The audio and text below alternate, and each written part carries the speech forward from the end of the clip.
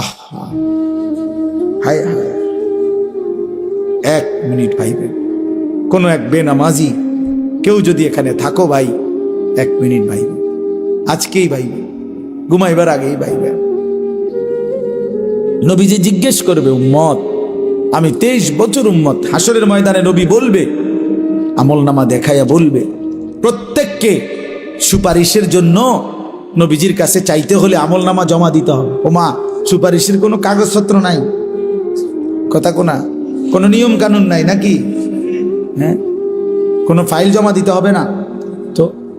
তো নবীজি তো দেখবে, নবীজির সামনে তো আপনাকে বলতে হবে, ইয়া রাসূলুল্লাহ, এই যে আনিসুর রহমান আশরাফি, এইটা আমার ফাইল, আপনি দেখেন, আমার জন্য একটু সুপারিশ করেন আল্লাহর কাছে।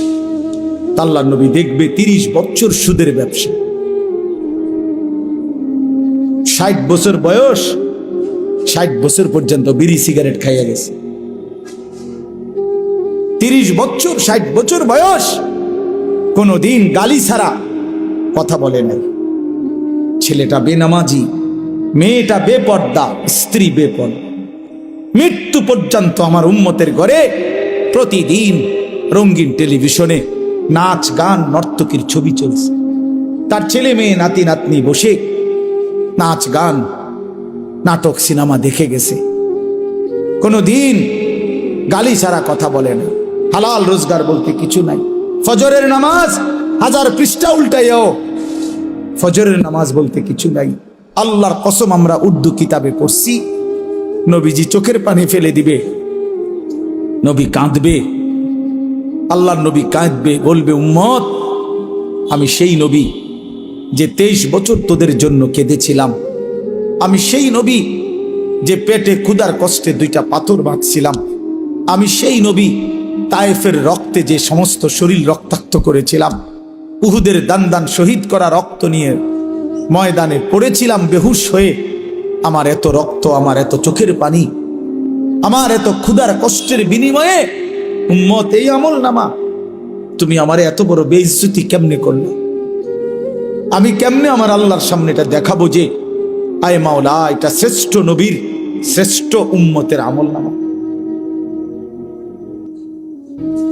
বলে, কোন বাপ যদি 8 বছর ছেলেটাকে ইউনিভার্সিটিতে পড়ায়, তো গরিব বাপ তার ছেলেটাকে মনে করেন ভিটা মাটি বসত সব বেচ্চা, নিজে না খাইয়া ছেলেটার 1 লাখ লাখ টাকা পড়ালেখার খরচ দিছে। 8 বছর পরে, 6 বছর পরে বাপ রেজাল্ট সার্টিফিকেট দেখতেছে যে ফেল। ওই বাপ কি পরিমাণ কাঁদবে? ওই বাপ কি পরিমাণ কাঁদবে?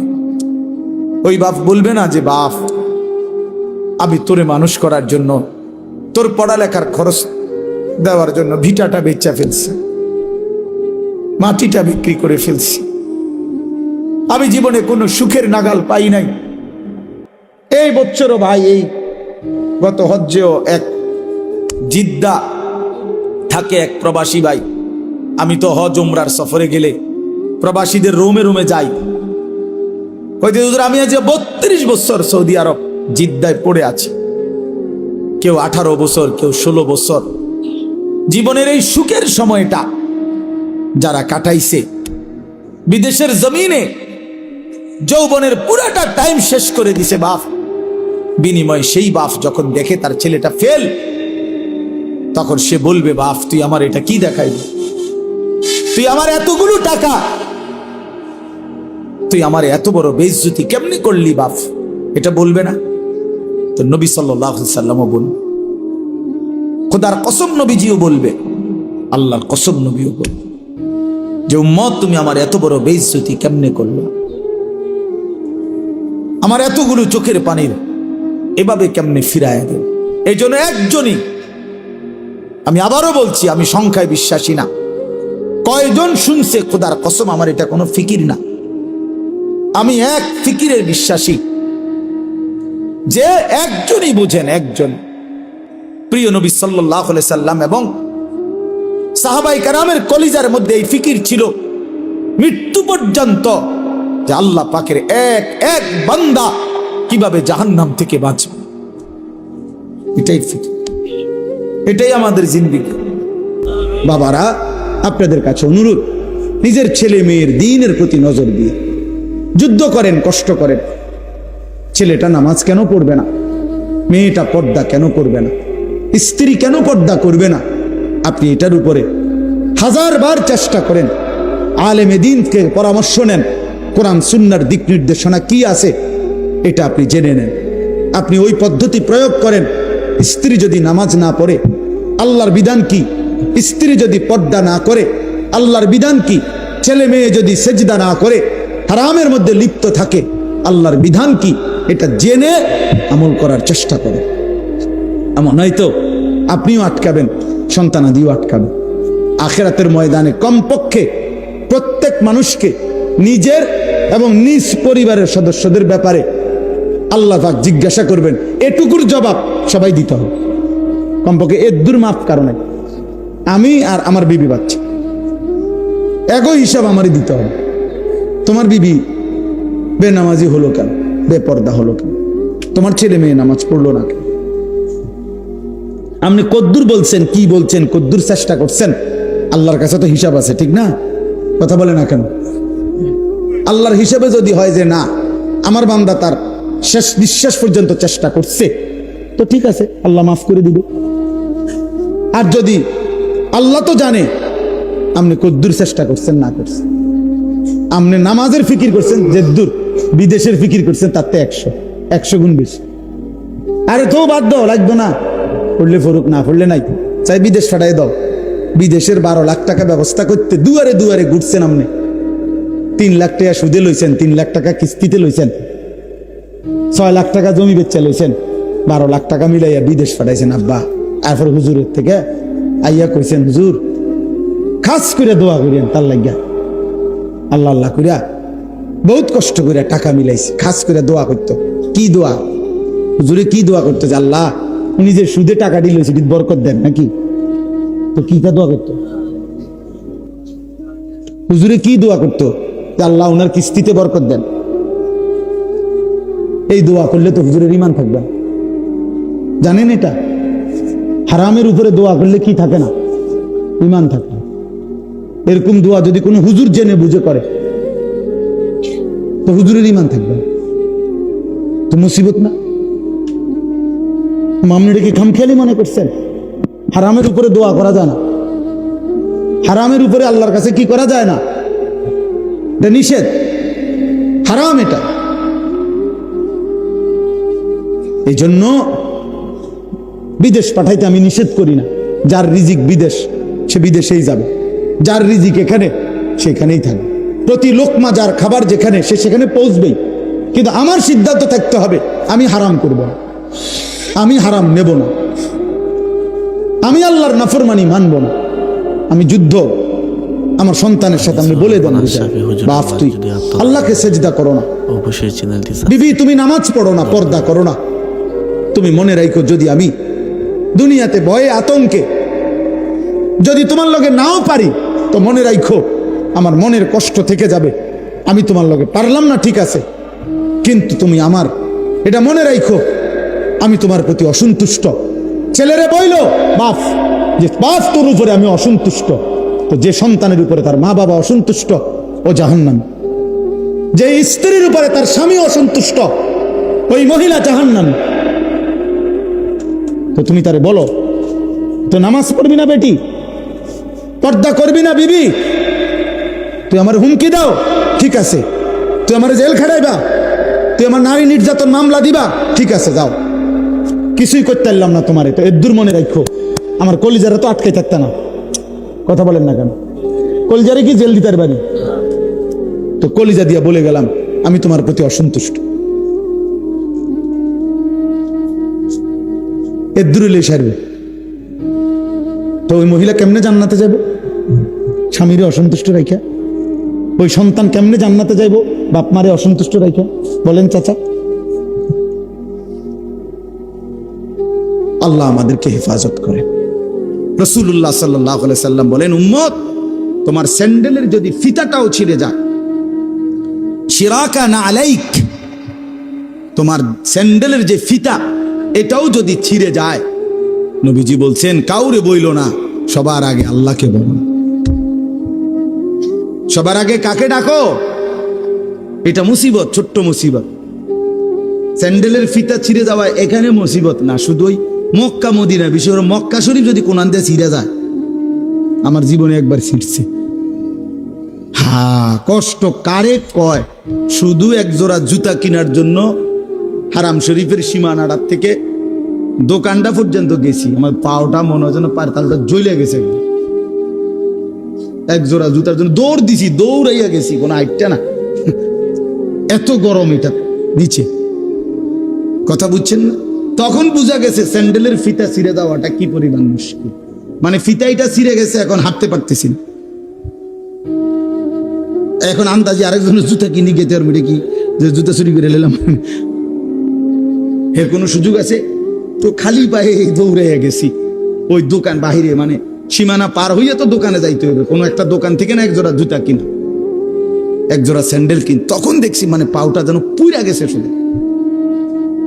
এই জন্য আল্লাহ নবী সাল্লাল্লাহু আলাইহি সাল্লাম বলেন, তোমার যদি স্যান্ডেলের ফিতাটাও ছিঁড়ে যায়, সবার আগে ডাকবে কাকে?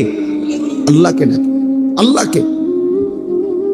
আম্মান ইউজিবুল মুদতাররা ইযা দাআহু ওয়া ইয়াকশিফুস সুআ। আল্লাহ তাআলা বলেন, হায় বান্দা, তুমি যখন অসহায় হয়ে পড়ো, আমাকে ছাড়া তুমি আর কাকে ডাকো? আমাকে ছাড়া ডাকবে কাকে? কে তোমার ডাকে সাড়া দিবে? তোমার রোগ, তোমার অসুস্থতা, তোমার পেরেশানি, তোমার অভাব, তোমার দুঃখ, তোমার দুর্দশা, বলো বান্দা, আমি ছাড়া এই অভাব দুর্গতির মুহূর্তে কে তোমার ডাকে সাড়া দিবে? বলে আসলে কেউ আছে? ওয়ায়াকশিফুস সুআ, তোমার সমস্ত মুসিবত, মন্দ অবস্থা, দুরবস্থা দূর করার ক্ষেত্রে আল্লাহ বলে, বান্দা আমি ছাড়া আছে কি? আমি ছাড়া আছে। কোরআনে এই কথাটা আল্লাহ তাআলা, আমার এই আয়াতটার তর্জমা বললে আমার কথা শেষ। আমি শুধু এই কথাটার তর্জমা বোঝানোর জন্যই বলতেছি এই কথাগুলো। মানে আল্লাহ তাআলা পুরা কোরআনুল কারীমে আমাদেরকে বুঝাইছেন, বান্দা আমারে ছাইরো না, আমারে ছাইরো না বান্দা।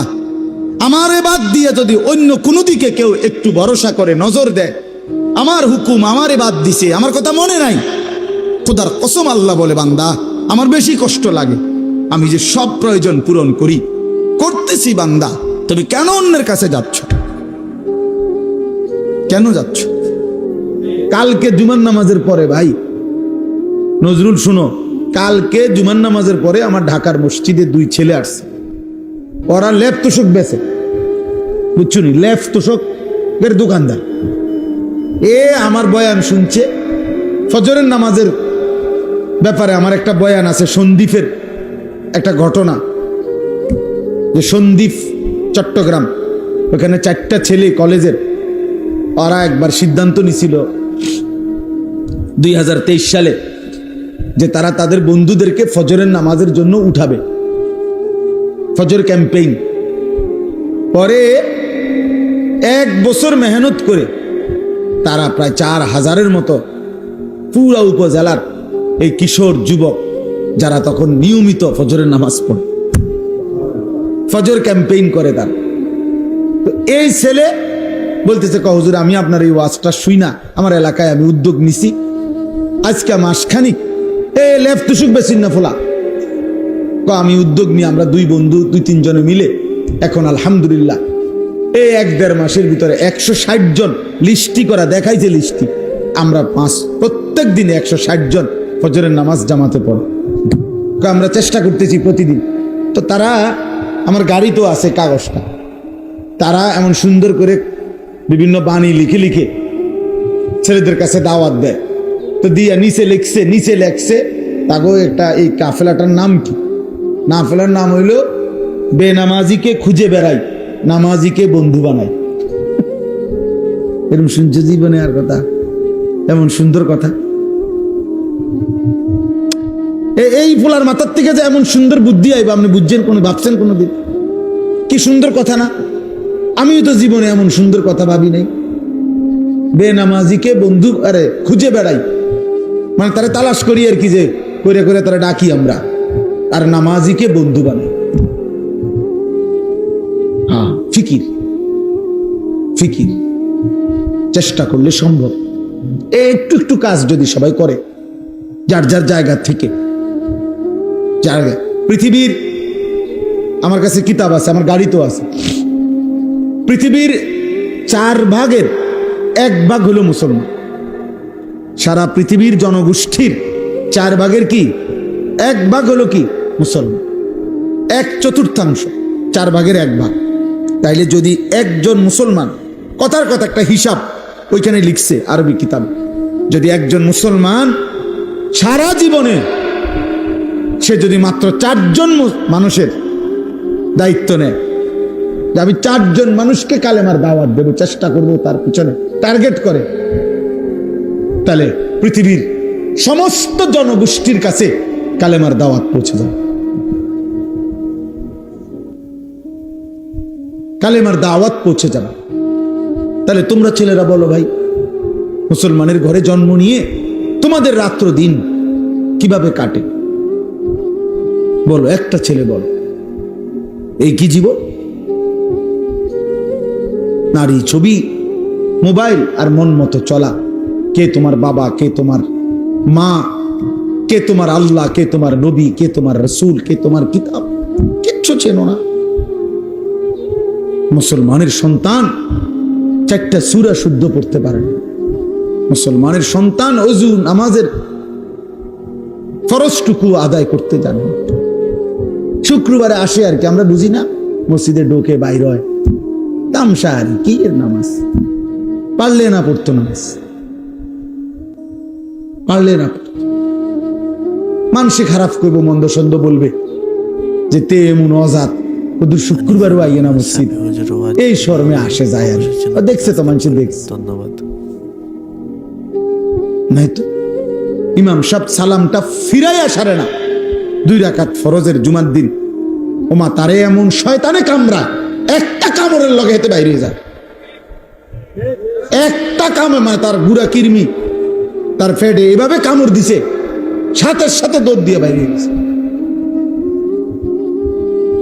গুড়া কিরমি কামড়ায়। কারণ সে তো আসছে মূলত হাজিরা দিতে, ওই নামাজের জুমার আগের 4 রাকাত সুন্নত, জুমার নামাজের পরে 4 রাকাত সুন্নত, এত কিছু দিয়ে হেড টাইম আছে, এত আইসা হাজিরা দিত। মানুষে দেখছে তো, সারছে তো, জানে না মানুষে দেখছে আপনি যে আইয়েন মসজিদ নাই তো 4 রাকাত সুন্নত জুমার নামাজের পরে, এটা ইমাম সাহেবের বাফের সম্পত্তি। কথা বলেন না কেন? এটা যদি সবার জন্য দরকার না হইতো তো ইমাম সাহেব পড়ে কেন? সামনের কাতারের মুসল্লিগুলো পড়ে কেন? বয়স্ক চাচারা পড়ে কেন? ওনারা বেকুব এই কারণে, ওনারা বোকা এই কারণে। তাহলে এই হাজিরা মার্কা নামাজ আখেরাতে কি মিলবে?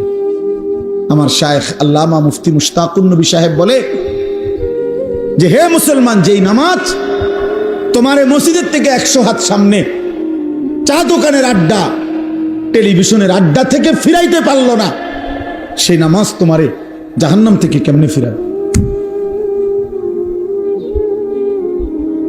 বুঝাই তো যায় তুমি কি নামাজ পড়ছো,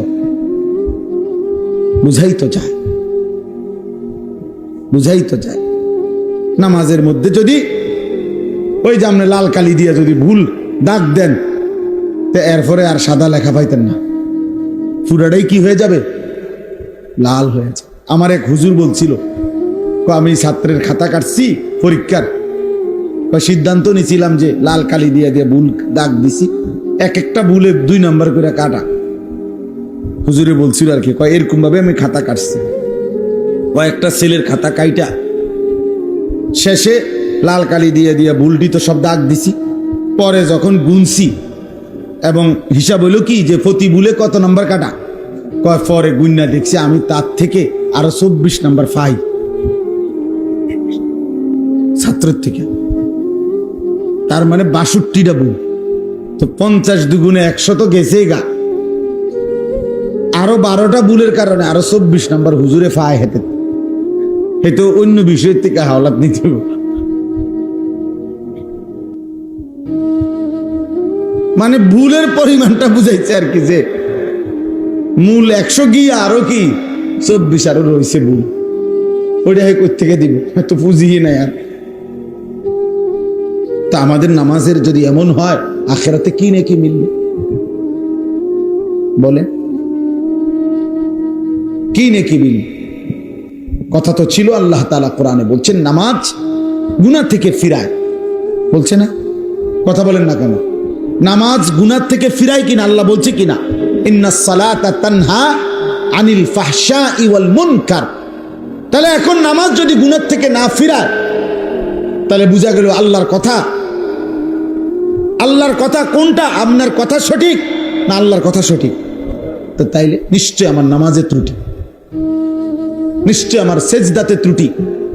এই জন্য যারা নামাজ পড়ে না তারা তো পড়েই না, আর যারা পড়ে অথচ গুনাহ থেকে বাঁচে না, আপনি খবর নিলে যাচাই করলে দেখবেন তাদের নামাজের মধ্যে শত শত ভুল। এই কারণে ওই নামাজের ওই শক্তি আসে না যে শক্তিতে তাকে গুনাহ থেকে ফিরান। এই জন্য যারা আবার নামাজ পড়ে, আপনাদেরকে বললাম ওযু নামাজ ঠিক করেন। একজন আলেমের সাথে সম্পর্ক ছাড়া আখিরাতের জীবন সুন্দর হবে না। নিজে নিজে মাতবরি করলে হইতো না, ওলামায়ে কেরামের কাছে আসতেই হবে, আলেমে দ্বীনের কাছে আসতেই হবে, আল্লাহকে ভালোবাসতেই হবে, প্রিয় নবী সাল্লাল্লাহু আলাইহি সাল্লামকে ভালোবাসতেই হবে আখিরাত যদি চান। এই আমার শেষ কথা। আজকে জওয়ান বলেন, বুড়ো বলেন, বাচ্চা বলেন, শিশু বলেন, সবাই যেন প্রতিযোগিতা করতেছে কিভাবে নবীজির সুন্নত ত্যাগ করা যায়। মেসওয়াক 60 বছরের বুড়াও চেনে না, 6 বছরের বাচ্চাও চেনে না, কেউই বোঝে না। ঘরকে ঘর এমন না, দস্তরখান 6 বছরের বাচ্চাও চেনে না, 60 বছরের বুড়া মেয়েও চেনে না। তো কি হলো, চাচার সমান হলো না? টেলিভিশন 6 বছরের বাচ্চাও দেখে, 60 বছরের বুড়া চাচাও দেখে। কথা বলেন না কেন? তো তো বরাবর হয়ে গেল না? বরাবরই তো হয়ে গেল, বরাবরই তো হয়ে গেল। বাচ্চাও মিথ্যা বলে, বুড়াও মিথ্যা বলে, বয়স্ক মানুষও সুদ খাচ্ছে, বয়স্ক লোক কিস্তি নিতেছে, বয়স্ক লোক কথায় কথায় গালিগালাজ করতেছে। 30 বছর মহিলা বেপর্দা, 40 বছর মহিলা বেপর্দা, প্রতিদিন মহিলার আওয়াজ পরপুরুষ শুনে, পরপুরুষ শুনে। একবার জীবনে নবীর স্ত্রীরা 9 জনে নবীজির কাছে বলছে আমাদের খাদ্য খাবারের একটু কষ্ট হয়, আমনে যে অতিরিক্ত যুদ্ধের যে সম্পদ পান সেখান থেকে আমগো বরাদ্দ মাঝে মধ্যে গনিমতের মাল পাইলে একটু বাড়াইয়া দিলে হয় না? এই কথাটা একবার জীবনে বলছে রাসূলুল্লাহ সাল্লাল্লাহু আলাইহি ওয়াসাল্লামের স্ত্রীরা 9 জন। আল্লাহর নবী সাল্লাল্লাহু আলাইহি ওয়াসাল্লাম সেদিন এশার নামাজ পড়ে আর ঘরে যায় নাই, মনটা কষ্ট পাইছে। হায়, আমার বিবিরা দুনিয়া চাইলো, আমার ঘরে থাইকা আমার বিবি হইয়া ওরা দুনিয়া চাইলো।